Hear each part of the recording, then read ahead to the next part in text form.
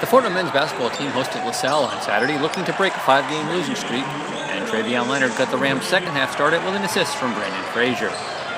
A few minutes later, Emmanuel Thomas 3 cut the Fordham deficit to 4 before the Explorers took a 10-point lead with 14 minutes left. A Brian Smith layup started a 9-0 Fordham run that saw the Rams pull to within 47-46 with 11:15 remaining.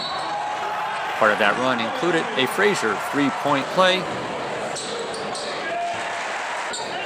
a Ryan Canty offensive rebound and score, and a Brian Smith layup off a feed from Brandon Frazier that made it a 1-point contest. After LaSalle increased the lead to 4, and Mandel Thomas layup made it a 50-48 game with just over 9 minutes remaining. Later in the half, a John Sevier 3-pointer halved a 6-point LaSalle lead. And with 35 seconds left, a Brian Smith jumper tied the game for the Rams, only to see LaSalle win it on a last-second layup. Obviously, very disappointing loss, very disappointing way to lose the game. You know, everyone's going to look at the last play, but it was lost on a couple plays. You know, we let them get 13 offensive rebounds at halftime. I said whoever controls the boards wins the game. And they had 13 offensive rebounds, and they were +6 on the backboard. So I think that was a big difference for us. You know, Duran, he's an all-conference player. He took the game over the last couple minutes for them. And, you know, we missed a couple critical free throws. We shoot 11 of 15 from the foul line. It's just not good enough. You know, once again, until I look at the tape, I don't know if there was 0.7 seconds left, you know. But I know you can't get a shot up at 0.7 seconds. We're supposed to be taking everything away to the rim, and one of the young guys didn't do that, so that's life. What do you think of your team's resiliency? I mean, LaSalle would go up by 10, you guys went on a 9-0 run. It's kind of like the way they bounced back. Yeah, I thought it was a great effort. It's a shame to waste an effort like that and not come away with a victory. But you know, I thought they really competed today. But they just didn't finish a couple plays. You know, block shot.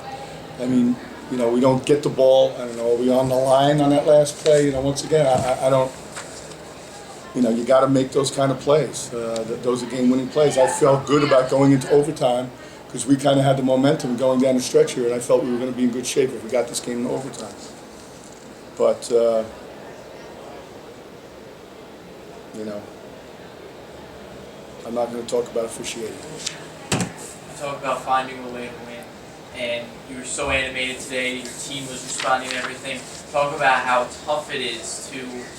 You're still there. You're right on the brink of it, and it's just not. No, well, I just told them, look, you know what we can do? We can go win Wednesday, and we can win Saturday back here, and then we can go win a game in a tournament or two, and who knows, get on a little bit of a run. That's all we can do. That's all we can do. That's all we can control. But I told them I don't want to see a tear in this locker room. Nobody died here. This is a college basketball game. So just go out and prepare for Wednesday's game. What we can do is play better on Wednesday. That's what men do. So that's the life lesson here. You know, I told them to embrace their teammates, the guys who played well and the guys who didn't play well. You win together and you lose together. That's the bottom line. They finally played angry. They played with a lot of emotion today. You happy with that response from VCU? Very much so. It's a shame. It's a damn shame it happens March 1st. You know, I thought we did some of that early in the year, and it's been gone for a while, but I thought Ryan Canty gave us great minutes. He had 11 rebounds. He had 4 block shots. I mean, you know, we talk about every sport being a game of inches. He blocks that last shot. All we got to do is grab it, and we go to OT. That was a great defensive possession by us. And once again, 0.7 on the clock. I don't know what's the number, Joe, when you can't shoot the ball. 0.5? 3. So, anyway, that's where we are, boys and girls. In that huddle, were you talking about overtime, or were you still thinking? I was talking about getting a stop. Getting a stop. Yeah, we went big.